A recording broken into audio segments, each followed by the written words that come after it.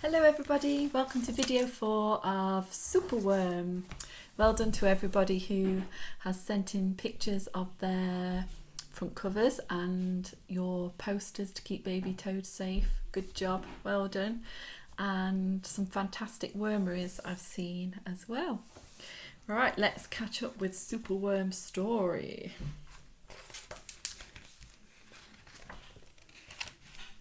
Superworm is super long.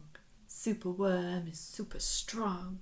Watch him wiggle, see him squirm. Hip hip hooray for Superworm.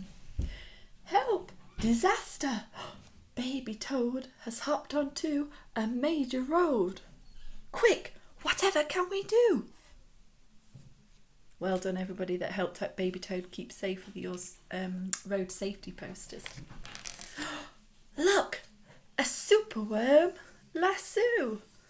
Well done, Superworm. That was a good way to rescue him from the bike wheel that was about to squash him. The bees are feeling bored today. They need a nice new game to play. Cheer up, bees. No need to mope, because we are going to design you a game. And that is today's challenge. You are going to design a game for the bees to play. Now you're going to design your own game. The kind of game you make is entirely up to you. And you can make a game using equipment that you can find around your house. So you could use dice, for example. You could use playing cards. You could use any sports equipment you've got around your home, or obstacle course, or maybe even a target game where you've got to throw something and hit something. It's entirely up to you. You're going to write some instructions for your game so that you can share those instructions with other people in your family, or maybe send them to me and I can put them on my page and other people can have a go at your game as well.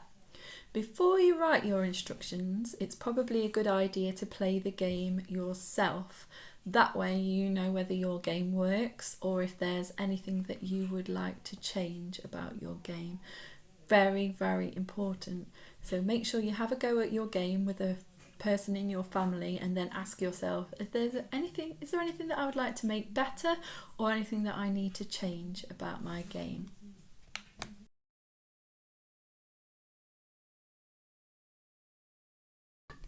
Okay, now you've decided on your game, I'm going to help you write your instructions. And here we have all the things that you need to remember to write instructions. First of all, your instructions will need a title. So it tells the person reading the instructions what the instructions are for. Are they to make a cake? Are they to draw a rabbit? What are the instructions for? The title is very important. The next section in your instructions will be what you will need. So you need to tell the person reading the instructions what they need before they start. And then your instructions should be written using bullet points or numbers, so that keeps the instructions very clear and simple and shows each step at a time. And then lastly, you will need some bossy verbs. The posh word for bossy verbs is imperative verbs, and some adverbs which tells you how to do the bossy verbs. Now you might be wondering, what are bossy verbs? What are imperative verbs? Imperative verbs are words that tell us exactly what to do. So to make this point clear, we could play a game. So I'm going to give you a word and I want you to try and do it.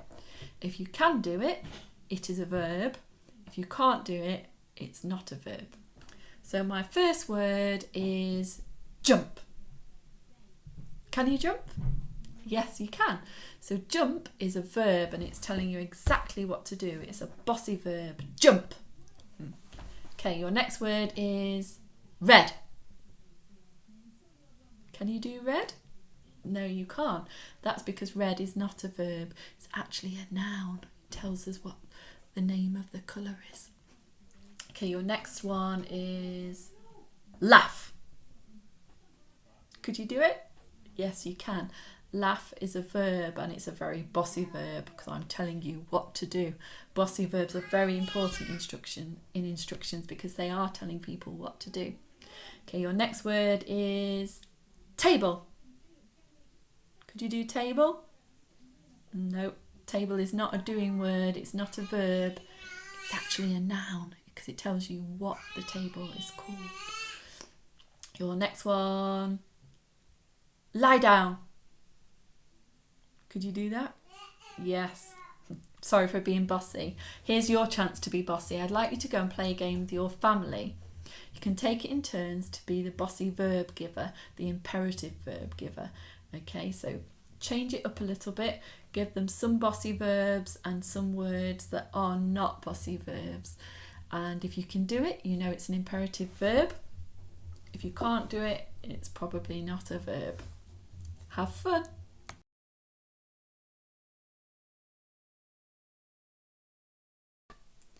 Okay, so now you've learned about imperative verbs or bossy verbs. I hope you enjoyed being bossy. We're going to learn a little bit about adverbs.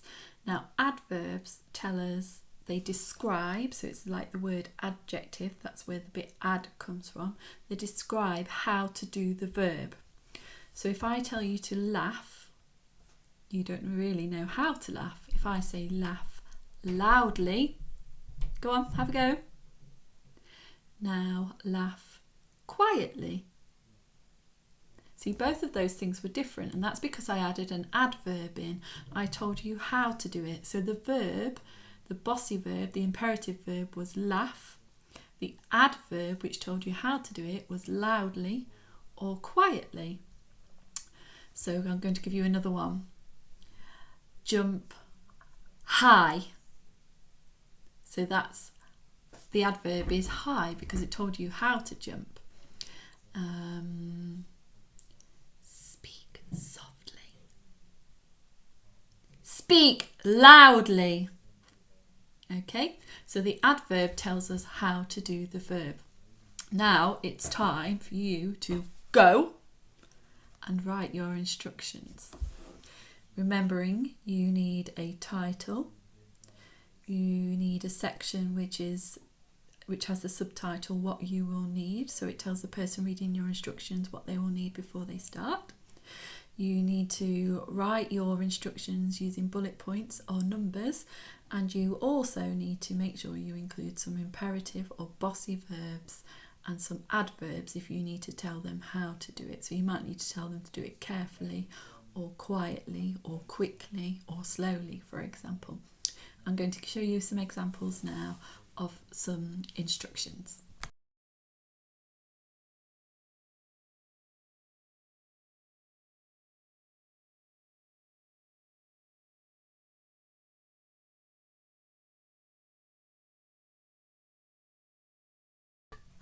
You can go back and pause the video on those instructions if you like and see if you can spot the bossy imperative verbs, see if you can spot any adverbs, have a look at how it's laid out into the sections with the title and the subtitle, and then each point has a bullet point or a number to make your instructions really clear. Okay, good luck. Remember to send me in your instructions for your game. Hopefully I've got the equipment that I need and I can have a go. Might play with my children. I'm really looking forward to it. Have a great day. Bye.